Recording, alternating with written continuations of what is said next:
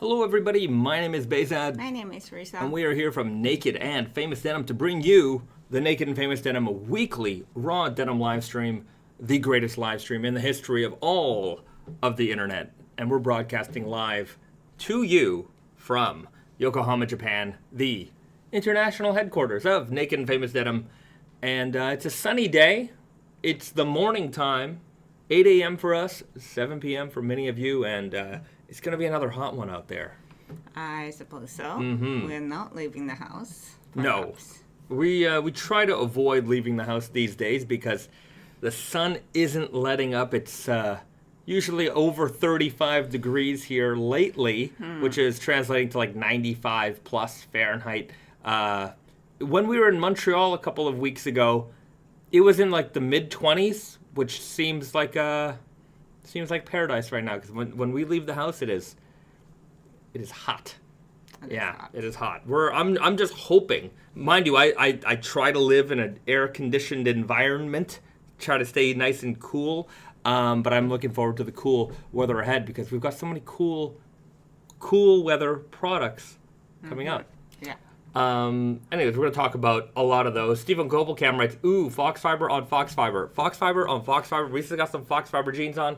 It's going to be a lot of Foxfibre in this episode. We're going to talk to you more a little about that. But before we get into all of those things, let's check in with the chat and see where you guys are tuning in from. So let us know in the chat where you're tuning in from. And if you're watching on the replay, leave it in the comment section below so we know where you guys are tuning in from. And let's start it off with a little bit of a like thing. Everybody hit the like button. Let's get the engagement up. That's what we do here. We engage with you. So hit the like button right now, and we'll see where everyone's tuning in from. Good to see so many familiar faces as always. BD back in Ontario. MIJ tents washed after my time away. They feel great. Well, I'm glad to hear it. I put my dirty fades in the wash, and they'll be coming out soon. So you got to remember to wash your jeans. Okay. Are you waiting for the wash to be done? Well, I mean, whenever. It's no rush. Yeah. Yeah. Not notice. Yeah, that's okay. James F. writes, super happy with my new yak fiber and kimono print easy shirts. Yeah, we did. Brand new shirts. That's it. We did just release a bunch of new shirts. Stephen Gobelcam, my slub flannels look amazing. Way more slub in person. The photography doesn't do them justice. It's always the case, unfortunately. Arif, hi from Chicago. Good to see you, my friend. Powering through the heat in my Elephant 12s for the Year 4 Indigo Invitational Army HBT chore coat, my favorite chore coat, and a white t-shirt. In my white t-shirt, he's got a couple of brands and a Wonder Looper currently in their rotation. Well, I'm glad to hear it. And like white tee and that Army HBT chore coat, that's a popular look for me. It has been for a while. Topher Cobra, greetings from California, everybody. I'm enjoying the slub life in my MIJ 12s again today. Popular gene in the chat, the MIJ 12s. And the Elephant 12, a lot of 12 talk. Francisco Michael, what about in Chicago? Where about in Chicago? I'm also here in Chicago. We got some Chicagoians in the house. Invis Ians is in the house. DC is in the house. And James F. noticed my recently shaved face. It's hot. It's hot. It is hot. So I had to give in. I just had to do it. I hate shaving. I feel like I look like a young Swedish boy. You know what I mean? That was a sort of a... The joke didn't land, but it was from Seinfeld. Remember when Kramer had the jeans on? Was it the jeans? There was something about him feeling like a young Swedish boy. I kind of remember that. I don't remember what it was. Somebody's going to know in the comments and in the chat, so let us know. Nick writes, tornado warning here in rainy New Jersey, MIJ 13s in the mix. Nick, tornado warning, be safe out there. We had a earthquake warning yesterday. Last night. And then the earthquake hit last night. But the warning was way more traumatizing than the earthquake itself, because earthquake was, whatever, it's an earthquake. It wasn't devastating. Not in our area. No. Yeah. And then the warning was like the scariest thing. It's not like we were asleep this time. No. We were awake. So your phone, I don't know about where you guys are, but we get these warnings on our phones when an earthquake is about to hit, and it is like a nuclear disaster horn. Like really loud, really loud. I don't even know how my phone can get that loud. And it's just a pitch. Like, I don't know. Yeah, it's a scary one. And I remember one night, just, late night, might have been 3 or 4 or 5 o'clock in the morning, and my phone is by my head, and all I hear is this, like extremely loud. And I wake up screaming because I think something devastating is about to happen. To be fair, an earthquake can be quite devastating. So yes, the alarm hit. What can you do? What good is it that the warning comes like literally 2 seconds before the earthquake? It's just, it makes you like so scared for a literal second, and then you don't have time to do anything because you're like shocked because of that, and then the earthquake's gonna hit you. It's like, how... It's difficult. At least there's something. As soon as I heard it, I didn't freak out this time, and I got up out of my chair, and I'm like, okay. Right. I mean, I guess you can prepare yourself if you are not traumatized by the first. Well, I don't know. Maybe, if we're lucky today, guys, we might hit that live stream earthquake. We'll see. It's possible. We always have live stream, some kind of delivery guy, fire check people. Remember the fire alarm people? We never know. We might get Have we ever had a live earthquake? I feel like we haven't. I feel like you keep talking about it. So it's inevitable. Yeah. It is inevitable. Tova Cobra writes, we had an earthquake here in California, too. It was a 5.2. It was like a 7.1 here in Japan. Was it? Yeah, that's what I saw. I could be wrong, but that's what I saw. Adriano Jomar, our friend in the house. Good to see you, my friend. Good to see you. Alejandro. Did I say it wrong? I said Alejandro. Did I say? I think you said Adriano. Adriano. Sorry. If I said Adriano. I might have been wrong. I short memory. Anyhow, he's asking Alejandro. If it's hot in Japan. It's hot. It's hot here, my friend. Joy Decay, let's go represent Chicago. And David Seitz, DC. Another DC Ian is in the house. We've got Claude Jean. Hi from Mont Saint Hilaire, Quebec. Wearing my vulgar Selvedge too. Well, thank you so much. Good to see another Quebecian, a Quebecer in the house. Christophe Cologne in the San Francisco area, still working right now. Well, thanks for tuning in. Looking forward to the 29th to pick up my True Guy MIJ 10s. That's right, the restock of the MIJ 10s is coming very soon. Poor Poro. I tell people Wonder Looper is the only t-shirt that is truly worth paying over $100 for. Oh, well, thank you very much. Appreciate that. Uzi Max writes, hey, from the Netherlands. Well, thank you very much. Hey to you too, and thanks for joining us. Jordan, hello from Picton, Ontario, wearing my red gradient core today. Great choice. I think I shared it on the... oh, you know what? I got to pull it up. I'm sure I can find it. But green core? The green core. This is the craziest green core denim I had ever seen. I'm pretty sure it's on our Instagram. Somebody tagged us. So let's go through. Here it is. Look at this last Boy Scout. This is a green core. There's no indigo left. I've never seen this done. Yeah. I don't know how you did it, but you won. Well, the only indigo remnants of indigo I see is that like on the fly and then on the side, puckering. Unbelievable. The one red core that's hanging in our fade wall. Pretty close. Pretty red. Yeah. But this one, it's just... This takes the cake. Yeah. There's nothing left. It's just, you faded it all. Yeah. So good for you. Congratulations. You win fading. Game over, everybody. That was pretty cool. But if you have a fun, fantastic faded pair of jeans to share, be sure to tag us. I go through everything here. You can see this pair is a really fantastic. It's a 32 ouncer. The 32 ounce all black. We're actually getting this pair, so we're trading for these. So these are going to be hitting the archive soon, and we're going to have them in our possession. But a beautifully faded pair and some really nice, very well done photography here as well. So I saw these on Reddit, and the same user also posted a beautiful pair of duck canvas that they've been working on only for a couple of months. This person's out there working with their hands, so they really know how to put the work into these jeans. So a really fantastic pair here as well.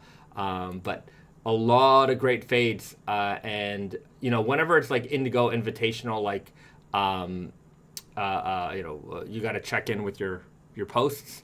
We got a lot of tags at that time as well. Here's a really nice repaired pair. Our good friends at Sunset Star Shop posted this one. That's great. And you can tell this is an oldie pair because of that tag up there. But some nice patchwork repairs here. Beautiful fading. Lots of indigo gone from this one as well. And it's a dirty fade.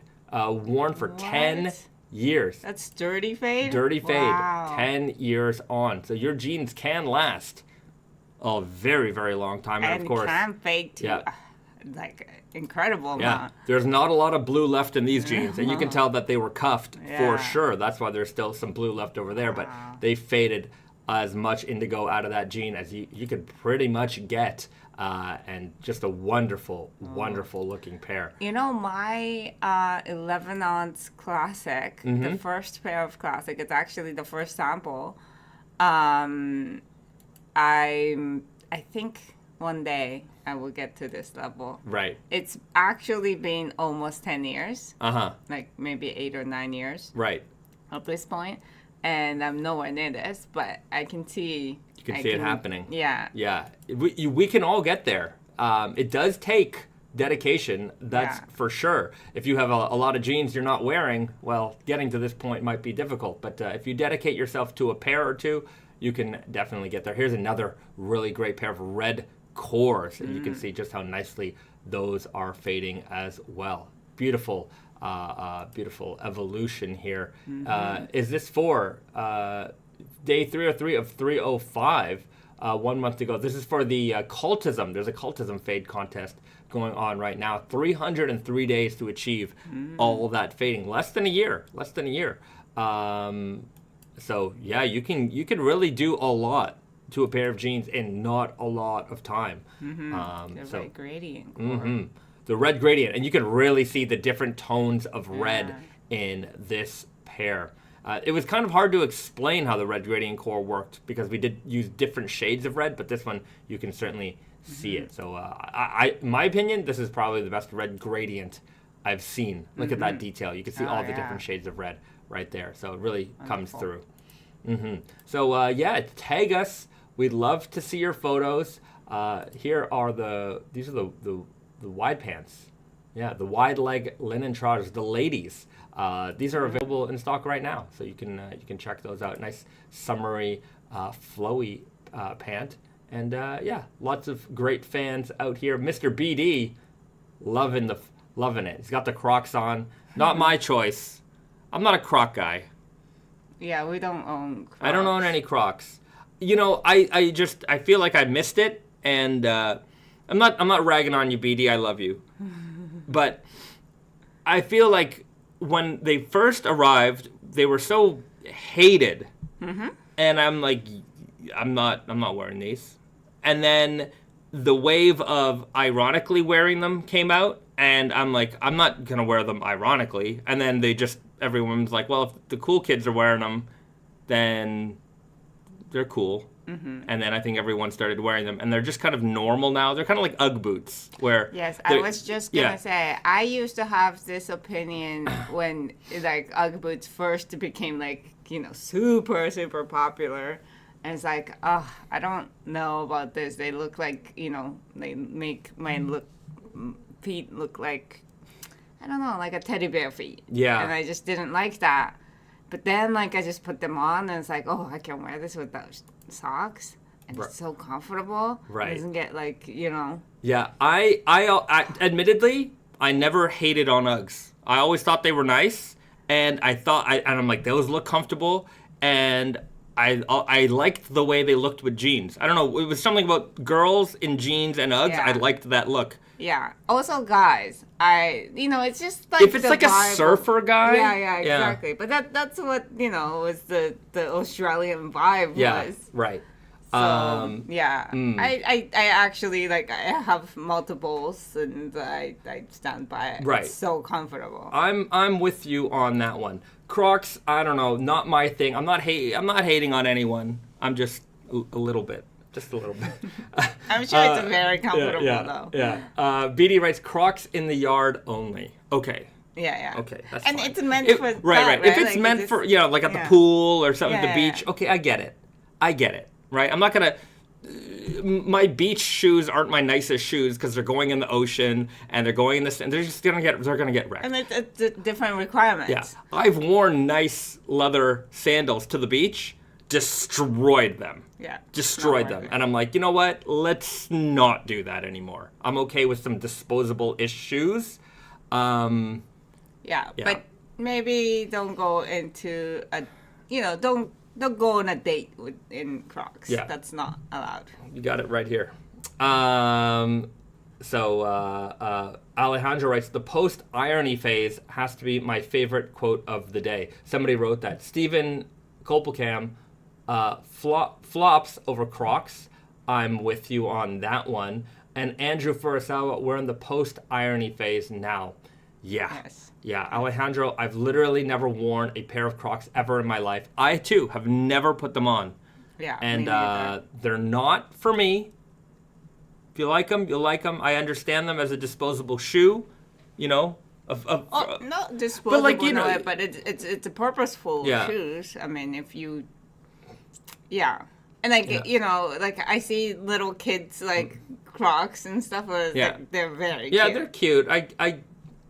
If they want to go jump in the water things and whatnot, right? It's perfect. I got it. Yeah, they're in the flip. To me, if where you would wear flip flops, flippity flop flip flops, they're appropriate. Yeah. Okay. Christian writes, if you date in Crocs, beginning of many red flags. Yes, I would agree. And there you go. That's the authority right here. Alejandro writes, Bahzad, would you wear a Yuketen X Crocs collab? I don't think Yuki would ever do that. I don't think he would ever do that. He has his own leather sandals, of which I own 6, 7, 8 pairs of. So I own a lot. I own a lot of Yuketen leather sandals because even before we moved to Japan, I was getting into sandals big time, and I was wearing them all the time. And I'll pull them up so you guys can see what I some of them need repair, but I have some. Hold on. Where did they go? Crocs belong in the present. Poro says. In the prison? Prisons. Do they wear Crocs in the prison? That actually makes sense because it's soft. You can't it can't really be a weapon, I would imagine. There's no laces. I can see that. I can definitely see that. Oh, here they are. No, these are yours. I don't know where mine are. I had those ones with the straps on them. Oh, Yuketen stocks? Yeah. Oh, here they are. Yeah. See, I got a bunch. The Yuketen stocks. Yuketen stocks. Crocs were used for the movie Idiocracy before the got big. Fun fact. Oh, okay. that's cool. Yuketen stock. So all leather, beautiful, nice buckles on here, brass hardware. I had this one resold a couple years ago. I'm wearing them out again. These ones are the ones I wore to the beach, stupidly, and the salt water wrecked them. I had them resold, and then, anyhow, the salt water messed with the glue, so I gotta get those fixed. But a beautiful veg tan leather sandal. I wore these a lot. I have these. I have these black ones. I actually have 2 pairs of these because I liked them so much. You have 2 pairs of those like slides also. These slides. No, those slides. Oh, Oh, yeah, right. yeah. So these slides are the shearling ones. So I wear these in the winter time, and I have them in brown and I have them in black. Do you? Yeah. Okay. And remember that. I have these, which I'm wearing right now, which are like my summer version of that, which is the suede, and I have these in brown and also in black. So I got a lot. I like sandals. Like slides. I like slides. In Japan, you take your shoes off a lot. So it's easy to slide in and out. Yeah, but and that's why sometimes I avoid wearing high tops because Oh yeah, high tops are insanely annoying. If you have to take your shoes off at some place that's not your home, because like then you just gotta sit down. Like maybe there's no sitting down. You don't want to bend over and show your butt crack or anything. You know. It's a lot of consideration. But when you take off your shoes, when you know you take off your shoes, I try not to wear it like barefoot. Yeah. But I'm a socks for sandals kind of guy. I don't mind. Yeah, but in the summertime. In the summertime, yeah. But, yeah. Nah, dude, feet are in, somebody writes. Poporo, those shearling slides kind of fire B. Shearling slides, that's what you want in the wintertime. I'll tell you that much. If I could tell you just one thing in life, get some shearling slides. They're very comfortable, very warm. It's cozy. It's like walking on shearling everywhere you go because you're walking in shearling. That's why you should all get the Uggs too. That's it. So there you go. Christian Cox writes, socks with sandals is a must for cities, but yes, does get hot. Yeah. If you are in a city where... Yes. Christian is... he lives in a big metropolitan city. Yeah. And it can get a little bit funky. Funky is the right word. And yeah, you probably want to wear... That's true. Yeah. Although I did wear sandals without socks. And this time. Right. Nothing really got to my feet, I don't think. But in New York, I feel like when even just walking around the city, I'm like, I need to bathe. Yeah. Just all the time. Yeah. Shout outs to New York and Eric Adams. You're doing a great job. Keep up the good work. All right. Shang Sao, as an Asian, I'm still searching for the perfect high quality indoor slipper. Hee hee. Check out the Yuketens. They're pricey. The better budget alternative, Birkenstocks. Yeah. There's the Yukon-stocks if you want baller, and Birkenstocks, practical. But, I mean, at that point, you're wearing shoes. But they're slides. Yeah. Yeah. Yeah. They're fine. Yeah, they're fine. Yeah. You can wear shoes inside, but it's not really slippers. Yeah. Like, you can wear indoor shoes inside. I would never advocate for wearing outside shoes inside, but you can dedicate Yeah, you can dedicate a shoes pair to the home for the inside use. Yeah, I do that. Yeah. I do that with my Uggs. Like I wear Uggs. There's home Uggs. Yeah. Poro writes, I like wearing those bear slippers in the house, with the claws. That's the real answer, everybody. Show's over. We've finally come to the conclusion here. Christian writes, New York foot gunk, multiple showers, a must. daily. Yeah. Alejandro writes, I've lived in New York my whole life, and that nasty feeling never leaves, bro. I immediately shower when I get back home. It's also, I mean, the summertime, you know, it gets hot. It gets hot, and you're smelling the air, so it's like, okay, well, I just bathed myself in this air the whole day, so now I must. Right. I love New York, but I also, there's parts of New York where I'm like, why is it this way? Anyhow, that's just the way it is. That's just the way it is, I guess. So I'm not trying to rag on anybody. We love going there. We love being there. To be fair, around here too, it's so humid that you want to take multiple showers. That's true. Santana picked up some Natural Indigo True Guys earlier this year and loving them. This fabric is super underrated. Curious how you guys are able to offer Natural Indigo at such a great price. Let me tell you the real answer. Is because it's probably underpriced. Yes, but also we've been running this fabric for over a decade for sure. Probably close to close to 15 years. Yeah. So that's even the mill probably are undercharging us for the fabric. It's just because they don't review the prices every season or every year or whatever. So it just kind of grandfathered in with a better deal. Yeah, once they give you a price, they kind of stick to it for a while. Because it's like whenever they have to tell us well, the price is going up, then we'll push back a little, obviously, because it's like, does it really need to go up? Yeah. So it's just one of those things that they try to avoid that. We try to avoid raising the prices on our end as well. And when I'm just saying, when we do, for our core products, and so for people who don't know, let's go over to Tate and Yoko. So let's go to the browser window. So here's Tate and Yoko, tateandyoko.com. Naked Famous Denim. If you go to our core essentials, this is the stuff that we're constantly running. It's the stuff that we have year after year, season after season.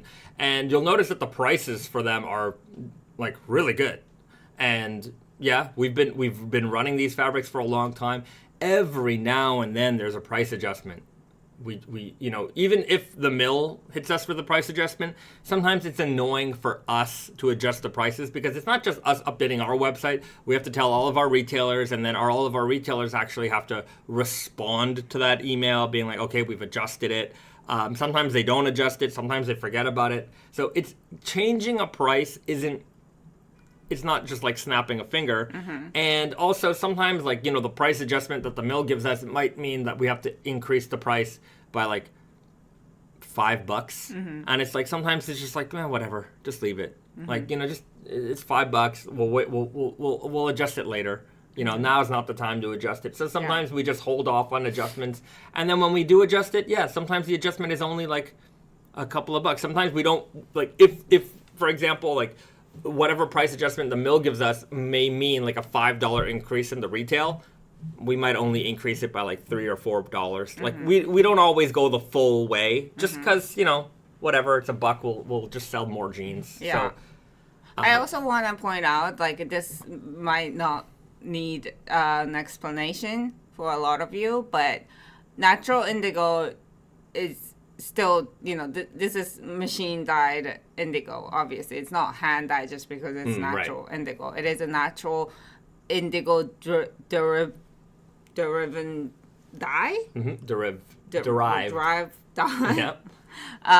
But it is, so the dye itself is slightly higher priced than pure indigo dye, but it's still going through the same process as left and twirl or whatever, all those still rope dyed indigo. by machines. Yeah. So just because it's natural indigo doesn't mean that it's massively expensive, because a lot of the times people make the connection somehow that if it's natural indigo, it must also be hand dyed. Yeah. And that's not the case at all. Here's one thing that always irks me a little bit, because, I'm in the raw denim space, so naturally raw denim content finds its way to me, and I'll watch people's videos, and the amount of time I see somebody talking about like Japanese denim and then showing a guy dyeing stuff by hand, and I'm like, stop it. Just like, yes, that happens. Yeah. But that jean that's made with that yarn is less than 0.1% of all of the jeans made in this country. It is practically none of the jeans are made like that. Mm-hmm. Okay? That's like going to the Ford factory and being like, here's like the Ford GT ultra rare, we're going to make 6 cars, and being like, this is how Ford cars are made. And it's like, I guess. Yeah, yes, but that's not how the what you're gonna get is made. Yeah. So it comes from that tradition. Yes. But that's not what you're getting. So if you are in the raw denim space making content, try to put some proper context into what you're showing, because some people see, wow, this company uses these, can make yarns. I'm like, yeah, but none of their products are made, or like one of their jean is made like that, and like. It's kind of odd, because then they'll be like, oh, I just bought some jeans and they were, $200. And I'm like, yeah, but they weren't those jeans. Just, you're not explaining that. Yeah. So. 100%. Yes. Yeah. Nick Pugh, it's gearing up into a rant. No. Mini rant. Pedro. Mini rant. That's it. Just proper context, fellas. There's enough information out there that you shouldn't be making simple mistakes like that. But also, even in any videos I find, I'm always finding simple little mistakes here and there, and it scares me a lot. Yeah. Because some people are so confident in just saying anything, even if it's completely wrong. And I would say that in our space, it's generally inconsequential. Like, nobody's gonna die over this. This is not life or death. But it definitely scares me when it comes to like real world stuff. But circling back to our world, the amount of people who are just, I guess they want to be fashion content creator types. Yeah. And they don't do the minimal amount of research required. Yeah. It's like, geez Louise. Guys. I wonder sometimes, I'm sure some of them are like just showing, like knowing that there's a difference, but like just feeling that the room with, filling the silence. B-roll, but just things that like, okay, it's not necessarily for this, but I'm just gonna fit this in because I'm talking about Japan and craftsmanship and all that. And it's like you have to though think about how the viewers who don't really know much, because you're teaching them the basics of like things, how things are made and whatnot. So people who are not familiar with this at all would perceive that as, oh, this is how it's done. So you have to be kind of responsible for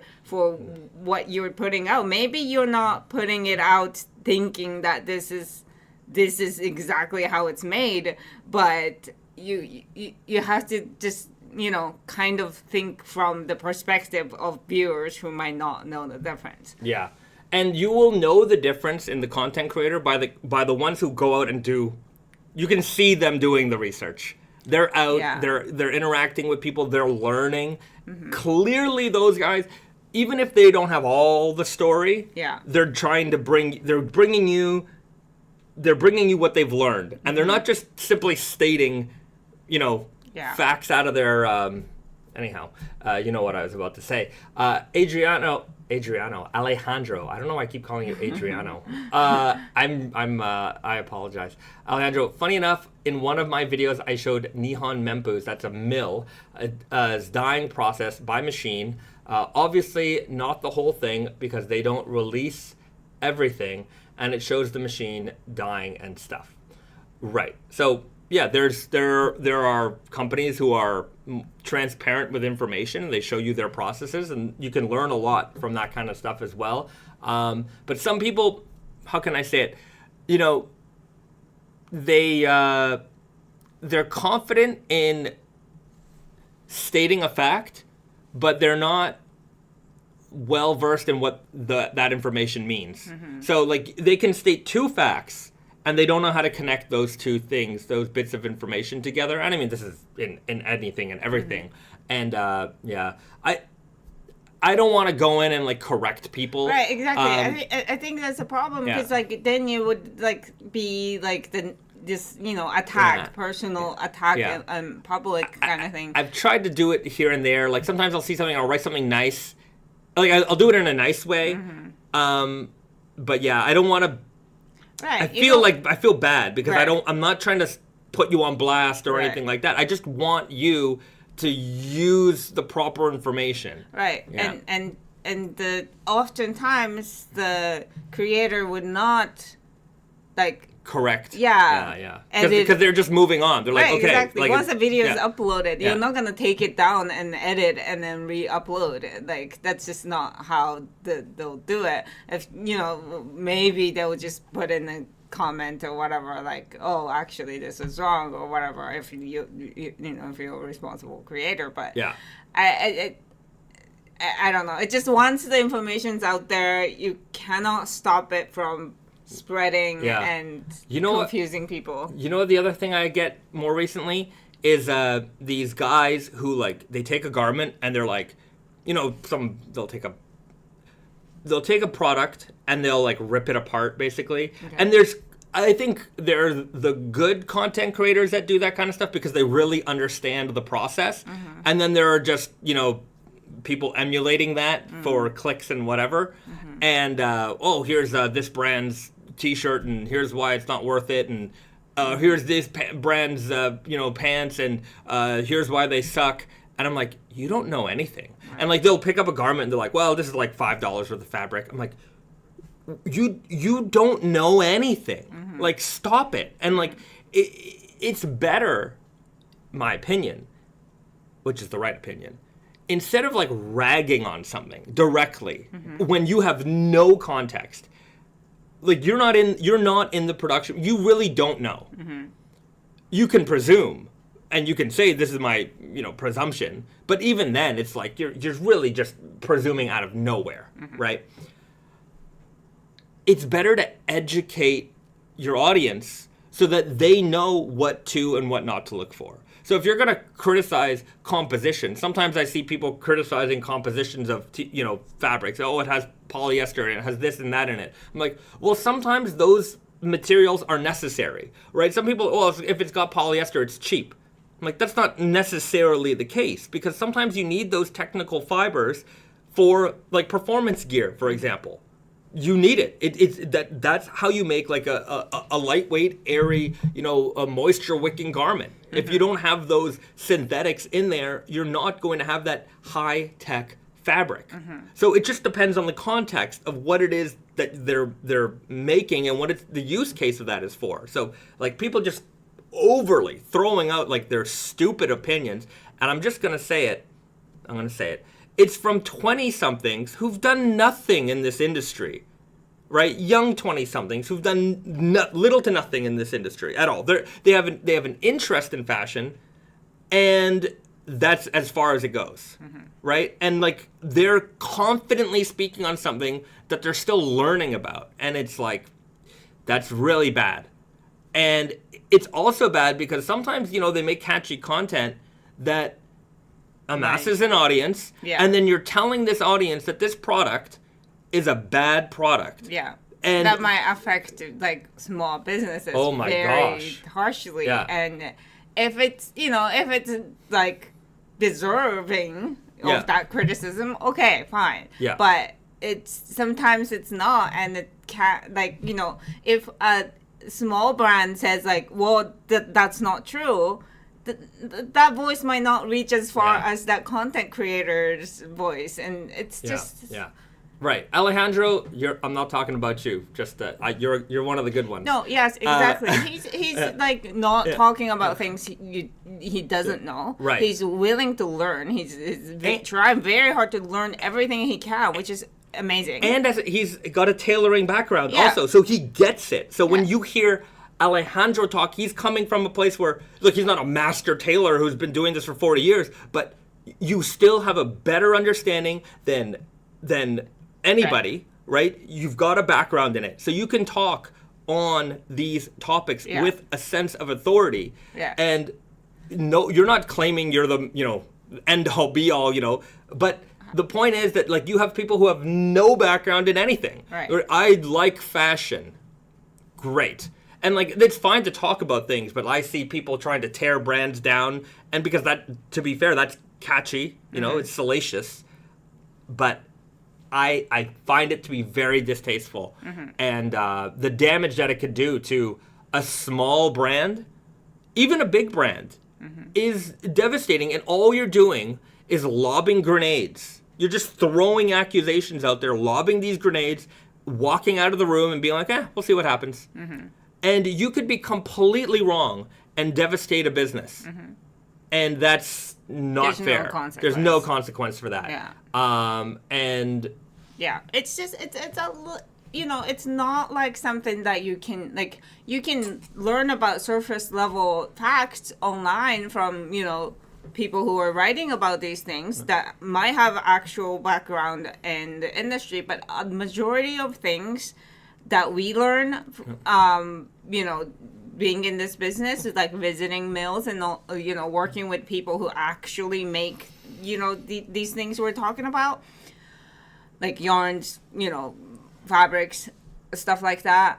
It is not available online. You can't just do a research and find out. Most of the things you have to find out from people who are actually doing stuff. So that's the part. It's difficult. Of course it's difficult if you're a young person, not much experience. It's hard to get your foot into this, but you can create content without saying those things that you don't know about. Yeah. You can also even be honest about it, like how, well, I actually don't know too much about this, but from like layman's perspective, it looks like this, it looks like that. That's fine. But it just don't act like you've been around. Yeah, like you've been around. Yeah. Yeah. Shang Style writes, "Hey Bahzad, I still remember you wrote a bit of an essay length comment on one of Nick Stridewise videos on Japanese denim. That was super informative." Yeah. Look, Nick's a friend. I like Nick. Nick is a very informed guy. He goes around and he learns. And he shares what he learns and the best that he can do. And, I think maybe in that particular video, I felt like there might have been a few things that, they might have been not half-truths, right? Not lies, but half-truths. Like, he didn't have the full range of context, and I just wanted to fill in the range there. I think the video in question was like, what makes Japanese denim so expensive? And I just wanted to fill in some of the points there. Because you know what? I'm good live streaming. I'm good in this type of format, but other creators are much better in like edited formatting. I make a lot.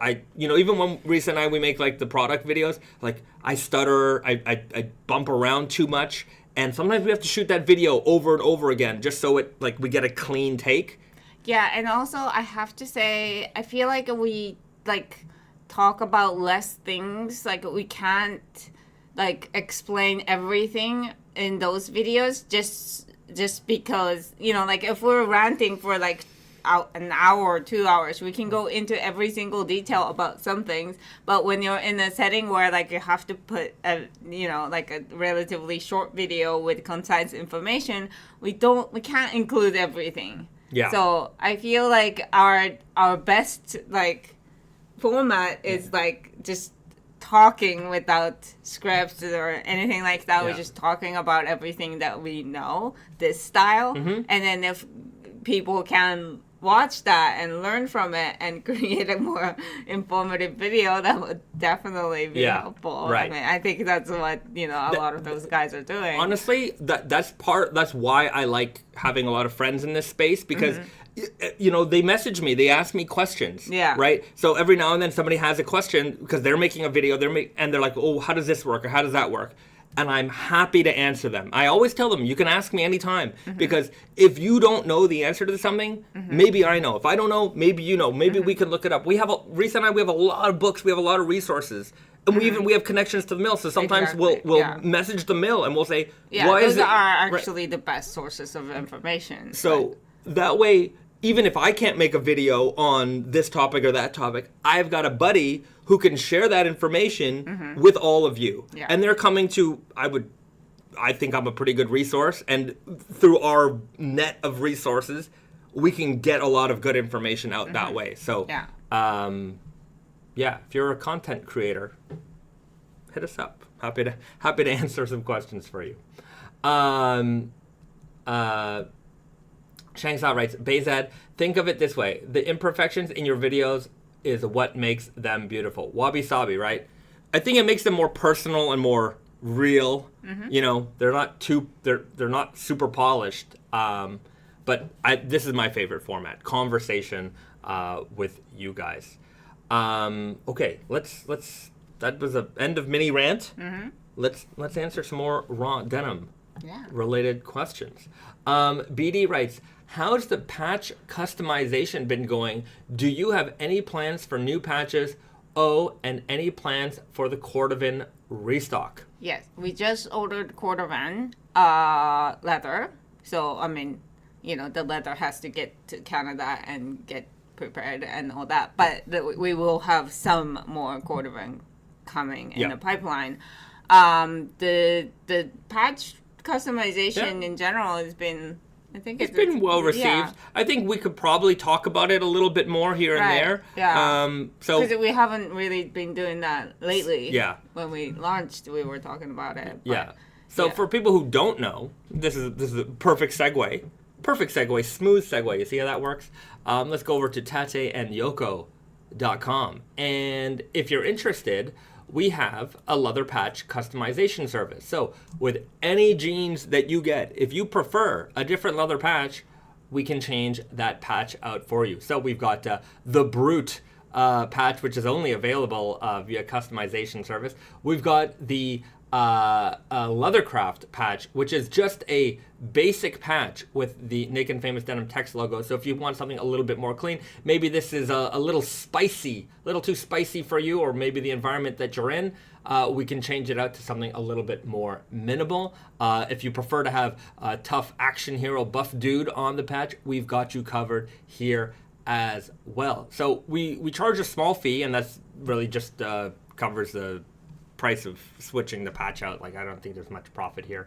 But if you like any different patch, we've got a lot of different patches here for you to pick from. We have vegan options, a couple vegan options. Yeah, there's an apple leather. Yeah, apple leather, and then like the paper. This is like the cardboard. Yeah.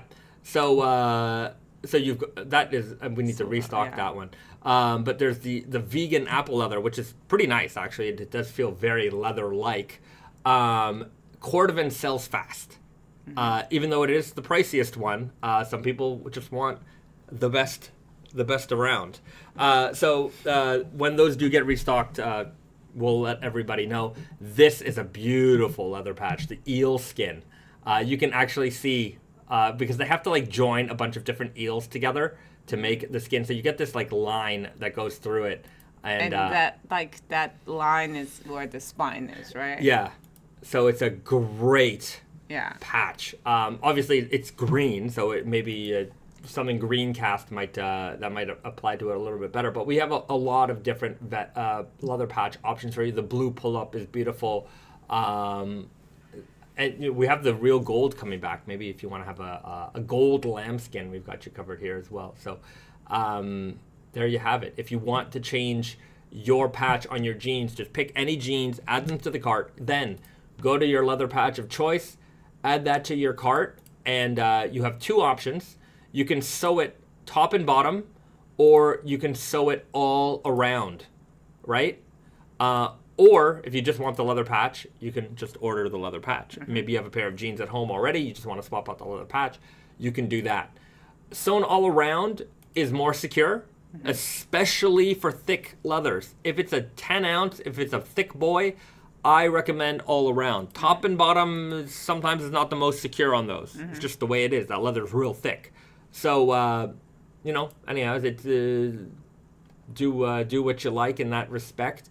But you can customize any pair of Naked Famous Denim jeans with a wide variety of leather patch options. Stephen says no MIJ patches.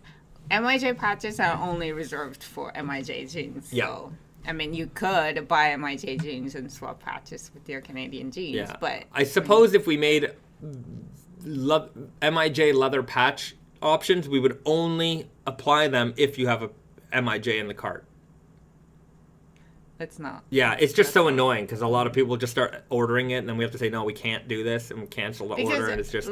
MIJ leather patch, I think we've had 3 in the past, like Veg tan and the brown lambskin, and then sheepskin, and the black sheepskin for MIJ black 13. That's true. So I mean, it's not very exciting. Yeah. Shanksal, I'm not sure if you can talk about it, but are most of your patches from Japanese tanneries or American? The leather that we use in Canada comes from Canada and America. Yeah. The cordovan comes from Japan. So there you go. Yes. Joey writes, we want snowy patches. We should make a cat patch at some point. We should make a snowy patch. Francisco Michael, my Flower of Carnage sticker is my favorite laptop sticker. Oh. There you go. That's the MIJ logo, the Flower of Carnage, we call it. Rights W5, any possibilities of the supposability amazing cactus leather? I've seen cactus leather. I mean, if we want to add more vegan options, I would consider that. That's for sure. We should review this and expand more, add more exciting things in the future. Okay, there was a question I missed. I'm just gonna scroll up a little bit because I want to cover it. Pierre Moreau, good to see you, my friend. Is there a difference between Japanese and Italian selvage denim? The difference is where it's made. Yeah, the difference is where it's made. And the There's scale. I also think scale, but I think the approach is a little bit different as well. Where I feel like Japanese are very much concerned with creating reproductions of old stuff. That's kind of where their mindset is. Yeah. Versus like Italian denim, I think is maybe taking a luxurious approach to denim, right? Where they want to use they're trying to create very soft and fancy and very, I would say, put it in the luxury realm. Whereas that's fine. Like we did like the Sea Island cotton selvage, for example, or like a cashmere down, like very luxurious fabrics, but they had that sort of gritty tone that you would expect from like an American Western kind of jean as well. And so I think the approach there is one is much more vintage and one is a lot more new in terms of the type of fabrics that they're trying to make. I half agree because Japanese mills also target like these Italian high-end brands also. So they have a big business over in Europe. They also have a big business within Japan, obviously, and then over to the States. Yeah. Or North America. So I feel like what Japanese mills differ is that they understand the very, detailed nuances of like what is required by brands. Whereas maybe with Italian mills, they're a little bit more towards this is what we do and this is what we do well and that's it kind of things. Whereas in Japan, it's like, obviously there's a bunch of mills in Japan, so they all kind of have to, like cater to different areas, different genre of products. So I feel like they're way more like... The flexibility is there. Yes, and they're also, it's culturally very, like, normal to be super nerdy about details, right? Like, those details that, like, just, even when it's, like, when you call slub denim, there's bazillion different, take of the slub. Right. And the understanding of what they can do, what they... I don't know. I'm obviously biased towards Japanese males because I know them, like I know how they work. Whereas Italian males, we don't we don't work with them, so it's surface level information.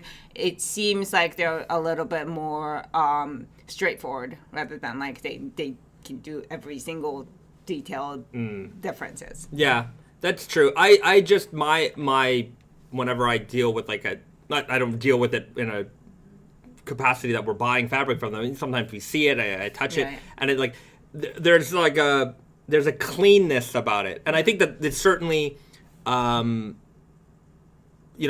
their marketing as far as like the kinds of fabrics that they make are much more, I would say, like definitely it is pushed like premium, high level luxury, whereas the Japanese, there's a lot of variety here, but there's a lot of like authenticity tied into it, and even though like for me luxury isn't just about like super soft materials and that, like to me it's about making something that is not easy, takes a lot of time, and that like that a lot of care goes into it, right? And even if it's for something that is like you make a slubby denim that is like ugly, right? The amount of like time and effort that goes into creating this monstrosity is really fascinating to me, rather than like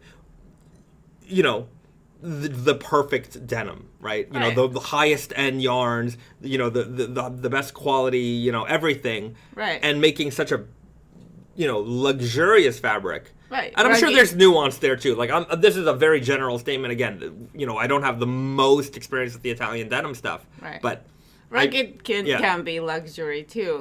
Yeah. Rugged can be luxury too. But yeah, like I know what you mean, and I feel the same way. It's just that like Japan does that too. Yeah. It definitely does it. It can do it. I've seen it. We don't always use that kind of stuff. We do it every now and then, but we try to go for. I find like we're putting more twists on heritage. And every now and then we might take a heritage and mix in some luxury fabric and make a luxury heritage, like, and then sort of put a modern twist on it as well. There's a lot that goes on here at Naked and Famous. It's kind of hard to categorize everything. Obviously, like our approach to denim is a little bit more like casual than like maybe a lot of European brands who uses Italian denim.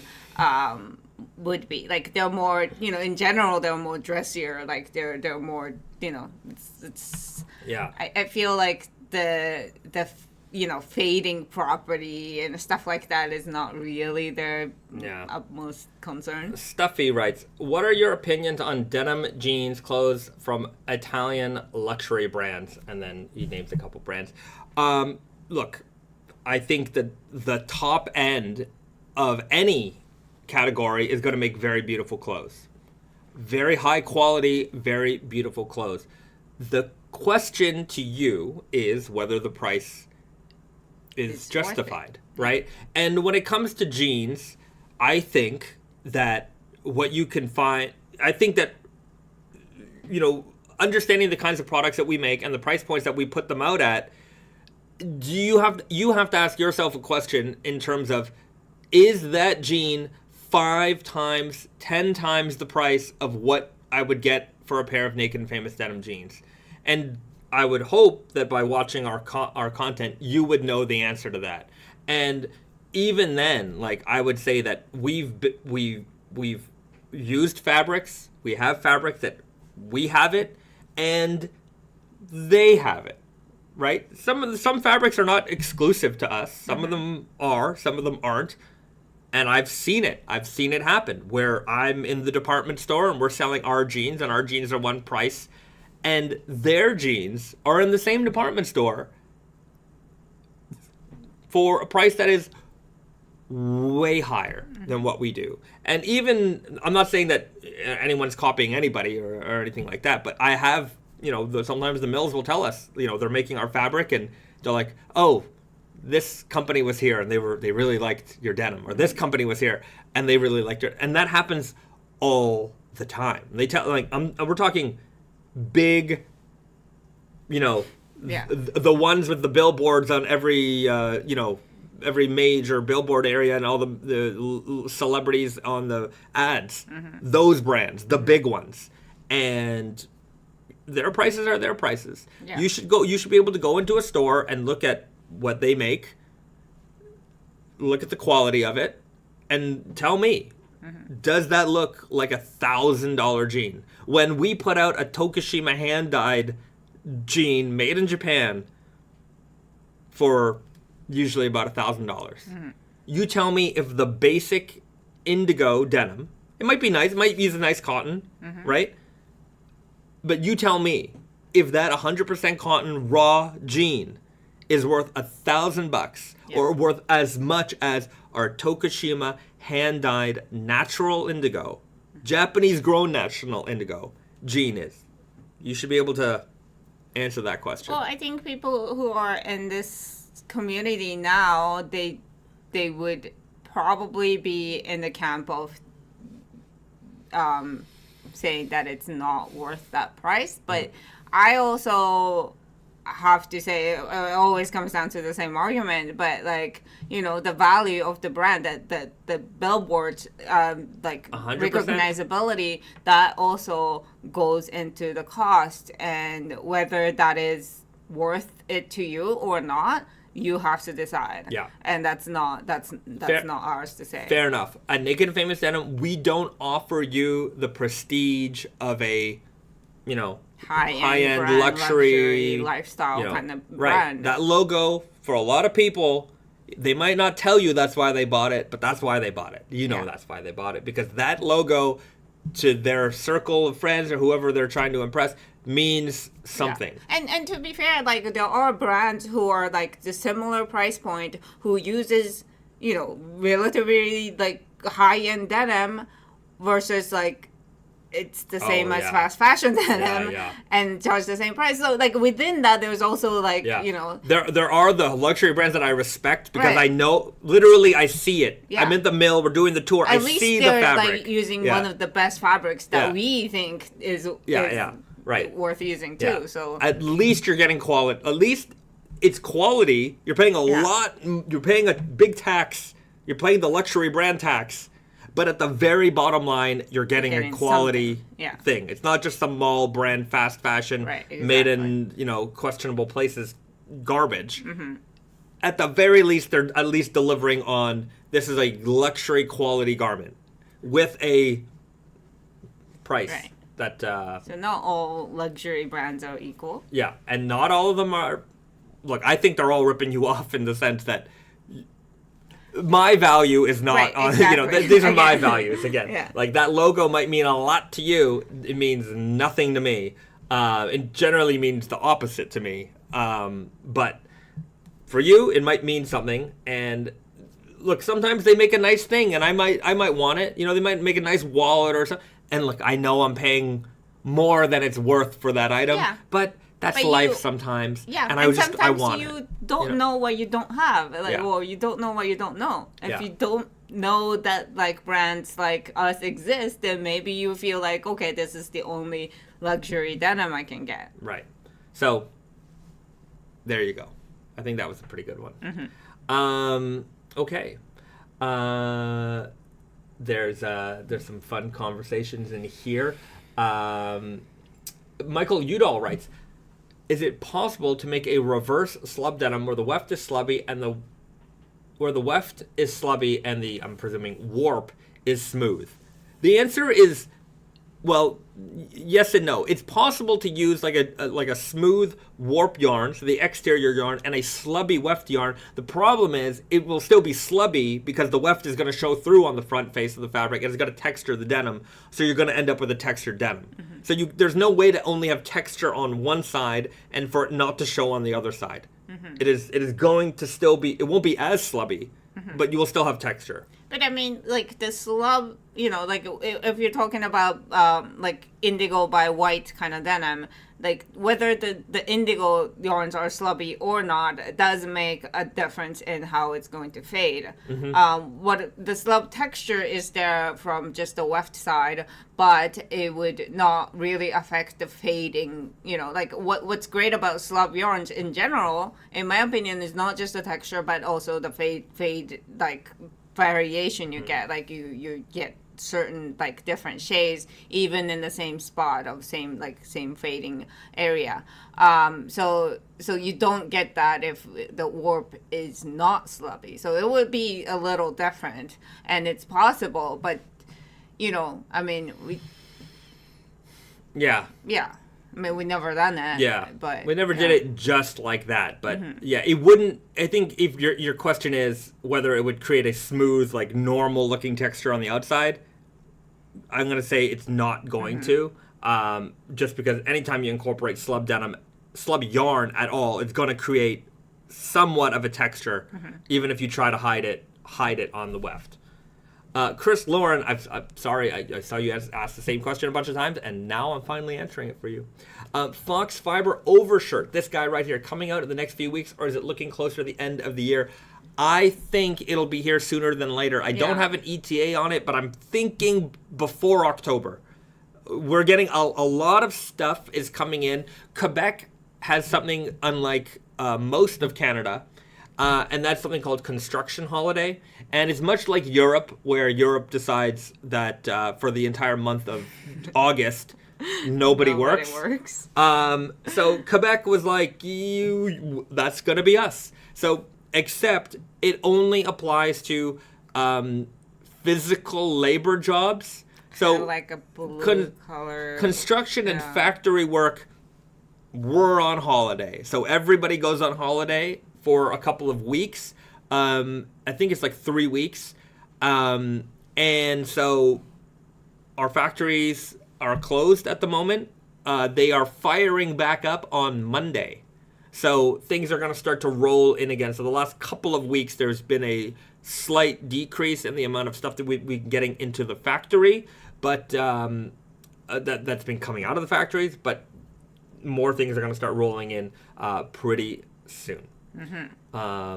And it's, speaking of construction holiday, which is a weird thing because we're currently in Canada, but in Canada, all of winter is like non-construction possible times, right? Like unless it's inside construction. Like it's snowing, it's so cold. You can't work for like 6 months. Correct. And you have to take 2 weeks vacation in the middle of summer? Correct. All of your winter is a vacation? Correct. I don't understand. Well, if the real understanding is in the... anyhow.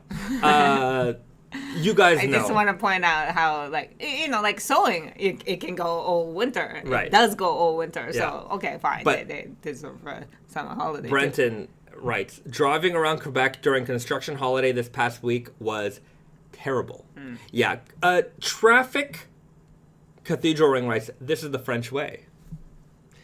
So I guess the ongoing joke about Montreal is, hold on, Yes, I know. You know what I'm going to show you. Yes. This is what you think of when you think of Montreal. If you've been there, it's just it's a pretty city, I have to say, and there's a lot of character. But one of the characters that just stands out is the fact that Montreal is forever and covered with construction cones. This is official, Montreal brand. This is the city licensed this logo because they know that this is what they're known for. Construction cones. This is, by the way, a salt and pepper shaker that our friend gave us. Let me just pull it up for you. It is incredible. Construction cones. They litter the city. absolutely Second one. litter the city. This is, when you come to Montreal, this is what you're going to see. You will see them everywhere. And another thing is that just because they're going on construction holiday for 2 weeks, they don't try to get anything cleaned up before. Like when you're leaving for a vacation for 2 weeks, you would clean up your home just so that you don't have a mess while you're gone. They don't do that. Right. They just don't care. They just leave these cones everywhere. Whoever is supplying them for the city has got to be the richest man in Canada, because the city buys and uses these like they're going out of style. This is the number one product. It's got to be half the GDP of the province is making and using these cones.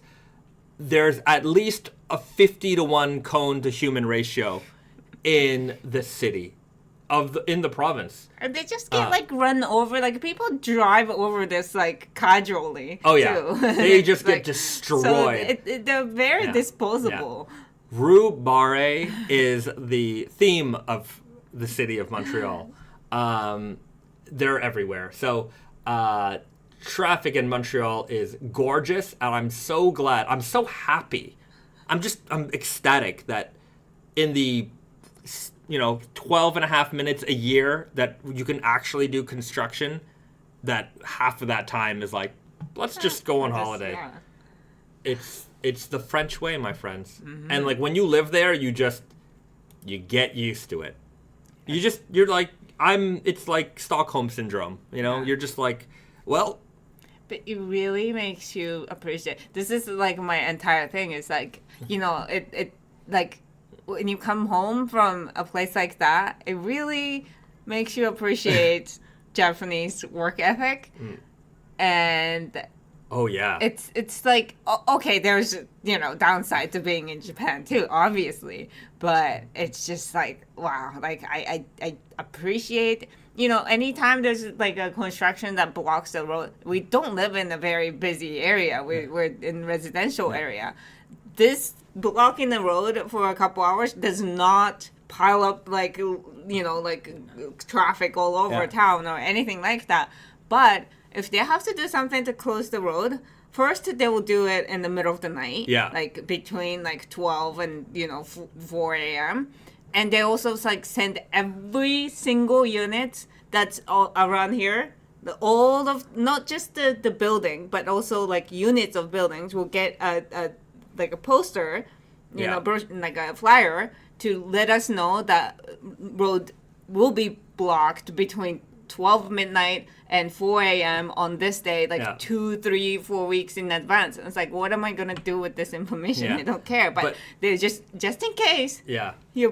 And even if they're not done the construction by the morning, they'll cover the road with a metal plate or something where you could still drive on top of it. And then at night they'll move the plate and then get back to work again. Yeah. It's so impressive. Anyhow, I love Quebec. Quebec's a wonderful. J'adore Quebec. Anyhow, I'm just ragging on. I'm just ragging. Brendan writes, because of the cones and the traffic, added 3 to 4 hours onto the final day from Montreal to Toronto. We couldn't even get within a block of our hotel thanks to all the cones. Oh, that sucks. Well, just know that your suffering has fed a lot of Quebec families with the production of these cones. It is, like I said, it is our national pride in Quebec. Naked Famous Denim jeans and construction cones, that's what we make in Quebec, and we're very proud of it. So there you go. BD writes, I'm going to need a Montreal traffic cone souvenir, full or mini. I think if you just took one off the road and threw it in the back of if you have a pickup truck, no one will care. No one will say anything. I do not advocate for this. Yeah. I'm just telling you that there's an abundance of them. Mm-hmm. Do act appropriately. Shang Sao, this is the real reason Bahzad moved to Japan. Yeah, I'm allergic to these, so we had to move. But now that we live away, this is just like a little nice reminder of our old home. It's weird how that happens, eh? Yeah. It's like, now we can't be without them. Okay. Cathedral ring, but what if they keep moving them because they have nowhere to store them? I'm sure they have nowhere to store them because they have bazillion of them. Yeah. Craig writes, a little reminder of trauma. It's funny how that works, eh? Well, to be fair, we didn't really drive around the city so much that like it's not like actual trauma. We definitely use the metro a lot. And Craig also writes, hey, Bahzad and Risa, my double heavyweight shirts just arrived. Oh, nice. All right, well, I'm glad they did, and I hope that you are enjoying them very much. Okay, Canadian Penny, any plans to release more salvaged Selvedge? I believe you once said you had more rolls of different weight salvaged denim. We did do a second run. Yeah. So we did have, when we got the Selvedge, there was, I think, 2 fabrics. Right. Very similar fabrics, but there was 2 fabrics. And I think we've used it all. So when we did the restock of the Salvaged, that was the second, because we had already sold out of everything from the first run. We just used the same pocket flasher, which contained the same typo as the first release, which because we didn't reprint, right? I think we did reprint it, but so here's a great story. When we made the Salvaged, I think we made a typo. It was like 13-ounce denim, and we wrote 14-ounce denim, but we had already printed the pocket flasher, and it's just like, why would we throw these away? It seems like a waste, especially if, on a jean that we're talking about, rescuing from the waste. So we were like, use it, put it on there. I mean, like, this is going to be talk about it, right. Yeah, everyone's going to know. Yeah. We'll talk about it it'll be on the product copy, and and then I think when we remade the jean, we just forgot about that. It's not, I don't print the flashers, so I'm removing myself from it wasn't me. It wasn't me. Shaggy defense, by the way, always works. It wasn't me. We just accidentally printed it again. I don't know. I had a feeling we bought like 3 fabrics from that batch, but I remember one of them was very small. I don't know if that batch was the first batch, because I feel like second batch was bigger, right? Yeah, I think the second batch was bigger. So anyways, maybe there's more, but I don't think we're gonna do like a big thing of that, because that came from the flood that happened in 2018 or something like that. So that batch was kind of limited edition in a way. It just sounds wrong to do that, but it was like damaged rolls that was washed so that we could salvage it and use it. And so that was the batch. And but we came out with the the Ocean's idea Edge of Ocean's Edge and fabric washing. So we're doing like a lot more fabric washing instead of garment washing or like non-washing at all. Those ideas actually came from that success of the Selvedge. So it lives on, and you will get more variety in that like fabric washed jeans options. Yeah. Okay, we're getting to the point of the show where we're going to get into mega previews. Previews that are so far advanced that I just can't keep my lips. Okay. So, but before we get there, we need those likes to increase. So everybody, take a moment. Hit the like button. If you haven't done so already, do it now. Do it now. Tell a friend. Call your mom. Hit that like button. Garrett is in the house. Steve and Terry say hi. Oh. So the New York crew is saying hi. So that means hit the like button. Yeah. So let's show us some love, please. Let's go. And we've got 2 previews that we're gonna hit because Cathedral Ring over here asked, have we seen the MIJ 14 yet? Have you? I don't remember, but we're gonna talk about it. And there's a Foxfibre preview so far in advance that is going to make you jealous. So this is a big Foxfibre episode. We got Foxfibre on the shirt. This is the easy shirt. Overshirt. Overshirt, sorry. Overshirt. Oh, work shirt. Overshirt. Overshirt. Foxfibre, that's going to be coming out this fall. Super soft, brushed material. Very cozy and just something you're going to want to enjoy. Of course, I've got my Foxfibre t-shirt from Wonder Looper. Risa's got on the True Grit Selvedge. This is my old pair of True Grits. Pair this morning. And these were made with Foxfibre on the weft. Yeah. Yeah. They don't fit me anymore, but they fit Risa just fine. Yeah. So this is a very light shade. Yeah. Of so a little small amount of fox, right. But it does give the fabric a kind of a rugged, rough feel. When we made this, we didn't advertise that it had Foxfibre in it because we just didn't know how all the proper usage of the name Foxfibre went. Now we're friends with Sally. We know how to brand everything properly.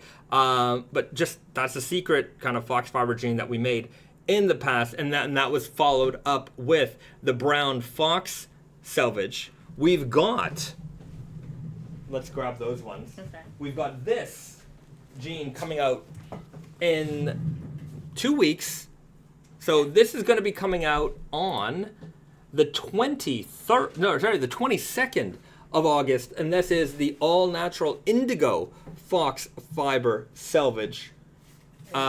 So that'll be followed up with this guy, which we've got a fabric sample here. So this is going to be the full Fox family is about to make its debut. So this is the all natural Ecru Foxfibre. So don't you have the jacket actually? I do have a jacket of this. Yeah. So this is Ecru on the warp, like undyed, so you see the seams and everything on the outside, and it's also undyed on the weft side. Inside is the Foxfibre yarn. So fox brown weft with Ecru warp. So it's an Ecru jean, but it does look a little bit more brown than regular Ecru. Yeah. So because of the undertone. I'm wearing this is the raw cotton slub. You can see this is a little more yellow, and this has more brown to it. Yeah.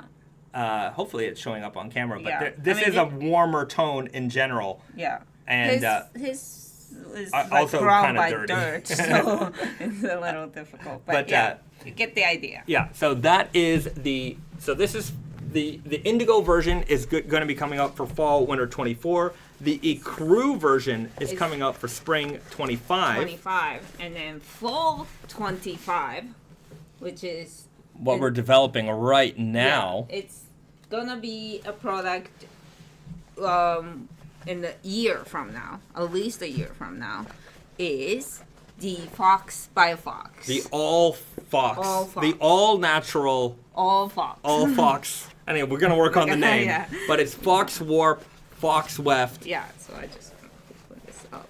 And so we just got the sampling in. Outside, Fox. Inside, Fox. So you can see just how neppy this denim is as well. Yeah, Lots of seed throughout this fabric. It's got a nice fuzzy and hairiness to it as well. Interestingly enough, like we've had this kind of just sitting on the couch, and our Caterpie has been loving this fabric. She's just attracted to it like unbelievably. Unbleached Apparel is in the house as well. Good to see you, my friend. Chase. I'm sure he's gonna be excited about this. This is one for you, Chase. Things, yeah. You've seen this in the. So this is the all Foxfibre. All Foxfibre. For this fabric, actually, it is it's sanforized in a way that it's pre-shrunk and anti-skewed, but no singeing. No singeing. So singeing is the part of regular sanforization process that happens, and it basically burns the fuzz off of the surface. So a lot of raw denim has a very clean, slippery surface, whereas this one, because it didn't go through the singeing process, it is it is a little fuzzier, so it's not as slippery. It's got a little natural fuzziness to it, which I think goes really well with this denim. And yeah, I think what we have here is a collection of the most eco-friendly jeans ever produced. There's very little in terms of the stuff that would, not everything is like the most harmful for the environment, especially things that are made here in Japan. There's a lot of especially with the indigo and the water recycling and the disposal of all that stuff. Part of what you pay for in Japanese denim in terms of like what makes it expensive is not just making the fabric, but how the fabric is made and what we do with that waste material here. In other countries, you know what they do with it? Just dump it in there. Dump it in the river. No problem. There's a water source right there. Just throw it in there. Yeah. They do not do that here. And I think actually one of the topics that when people talk about Japanese raw denim, that's one thing they really never talk about. Yeah, that's true. It's a good point. Like, we really need to talk about this because it like you said, it's a lot of the money goes into that process, and that's why it's important to, like, because when we go see the factory tour, they always bring us to the how the water's like processed and then like let go, the water water treatment, and recycling, that process, because they're so proud of it. They spend a lot of money, and that room is always filled with like 4 or 5 people, and like they're literally monitoring, like they've got computers that are monitoring all the pH levels and everything, and they're taking tests, and like they have like there's the canary in the mine, when they go in. Back in the day, when you go in the mines, you'd have a canary in a cage, and if the canary died, it meant get out because there's some gases that we need. That's what that means. I did not know that. Okay, well, they have a goldfish in water, and they're like, that fish doesn't die. Yeah. Because we keep everything so clean that fish is going to have a as normal as a fish can have in a tank. But the point is that they're not running into contamination issues because they are very, very meticulous with this. Yeah, and to be fair, goldfish is just like, a cute way of showing it. Yeah. They do the scientific testing. Of course, it's and the government comes in to like check on them randomly. Like there's constant random testing, so they need to make sure that all the waters that they're spitting out is clean. Otherwise, their entire factory is shut down. Yeah, so. With something like this, you can rest assured that the indigo and all the materials that go into dyeing this denim get properly disposed of, recycled, and used again. This is a very for an indigo dyed jean, this is a very eco-friendly process from start to finish. Here, you don't even have to worry about the dyes. Here, this one here, you don't even have to worry about the dyes. So there's not even, the waste treatment there is next to nothing, right? So in terms of like energy use, recycling, all that stuff, completely minimal, and it shows, right? You have a beautiful product that will be, I don't think that, look, they're going to be a little pricey. This is a very rare cotton. Especially this one. Especially this Fox one. And Fox. But even this one, the warp is organic cotton. Yeah. So it's all organic. Right. So the bottom line is, making things the right way is, I think, very important. Of course, I think it's very important. But I think the way to go about doing it is to make a product that is good on its own. Like, if you didn't know anything about any of the processes here in any of these products, you would go into a store, you would see it, and you'd say, oh, wow, that's a beautiful fabric. There's something special, there's something nice about it. If you don't know nothing about denim, at the very least, this is a great product. And to me, that's the key to making things better, right? Sometimes, these companies, they might just slap a label. It's, whatever new labeling they want to do to eco-confuse you. Look, I will say at the very least, if a giant corporation fixes a small amount of their business, it is a big impact. Tremendous impact. But, sometimes they're trying to, they'll say they're using this type of cotton, whatever, fine, but then all their processes down the line are just trash, right? So, what's the point, right? I guess that small percentage point, again, is better than nothing. But for me, if you can make a product that incorporates all of the good things, and I'm preaching to you now, but something that doesn't need to be preached about, then people will just want more products like that. I want products with this type of cotton, right? Because they know that it's good. That's it. That's all they need to know. If it's good, that's going to sell and change things a lot more than, hey, we, I don't know. I don't want to, again, I'm not going to rail on eco labeling, but some of it's good. Most of it is BS. My favorite one is plant-based. I see plant-based clothing now, plant-based. I'm like, it's cotton. But even rayon or it's all plant-based. They're all plant-based. Yeah. There's no meat or animal. There's no steel. What else would it be? Yeah. Milk salvage. Yeah. Might have been not right. plant-based. Yeah. So whenever you see plant-based clothing, just roll your eyes, because to them they were like, well, and this is what happened. They got caught oh, you have all this eco labeling, organic this, organic that, and I'm like, yeah, it wasn't really. It wasn't really. And so they're like, yeah, how do we swerve this around a little bit? What's another eco term that people are going to be like, oh, that sounds friendly? Plant-based. You see all this plant-based meat, so that sounds good and healthy, right? Plant-based clothes. Problem solved. And you're seeing it. I've seen it. And it is the funniest thing to me. To be fair, there are, if a clothing is entirely made with polyester or something, they're not plant-based. Right. That's fair. So compared to that, if you make it with cotton, it is plant-based as opposed to that. But again, majority of clothing are plant-based. So saying that just doesn't make it special. Yeah. Lyocell is another one. There's a lot of synthetic materials that come derived from cellulosic fibers. Exactly. Bamboo or wood pulp. Yeah. Wood pulp. Wood pulp is used in. Anytime you see lyocell, anytime you see bamboo, 99.9999% of the time, it comes from lyocell, and lyocell can be made with anything that is plant-based or cellulosic. Yeah. And so they often use wood, but they can use a lot of different things. And that's why they regulated that you can't say that it's made with bamboo. Yeah.